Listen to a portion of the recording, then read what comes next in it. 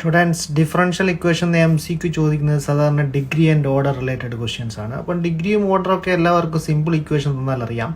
പക്ഷെ ചില ഇക്വേഷൻ അവർ നേരിട്ട് തരത്തില്ല. ഇങ്ങനത്തെ ഇക്വേഷനൊക്കെ തന്നാൽ ഇവിടെ ഇപ്പോൾ ഫസ്റ്റ് ക്വസ്റ്റ്യൻ നോക്കിയാൽ നിങ്ങൾക്ക് കാണാം equation d/dx all raise to 4 = 0. അപ്പോൾ ചില കുട്ടികൾ എന്താ ചെയ്യുന്നത് വെച്ചാൽ ജസ്റ്റ് dy/dxന്റെ order derivative order first order and its power 1, so sum of the order plus degree 1 + 4 = 5. So ഇങ്ങനെ ചെയ്യുമ്പോൾ മിസ്റ്റേക്ക് എന്ന് പറഞ്ഞാൽ ഇവിടെ കംപ്ലീറ്റ്ലി ഡെറിവേറ്റീവ് എടുത്തിട്ടില്ല, d/dx പുറത്ത് കിടപ്പുണ്ട്.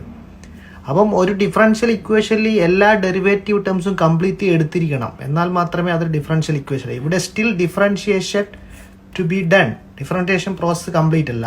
സോ ഇത് ചെയ്യുമ്പോൾ നിങ്ങൾക്ക് ചെയിൻ റൂൾ പ്രകാരം എന്ത് വരും, 4 × dy/dx whole cube into what is dy/dx derivative. Chain rule പ്രകാരം നിങ്ങൾക്കറിയാം dy/dxന്റെ ഡെറിവേറ്റീവ് മൾട്ടിപ്ലൈ ചെയ്യണം, d²y/d² = 0. സോ ഇതാണ് order second order derivative and it's power 1. So degree plus order 2 + 1 3. Okay.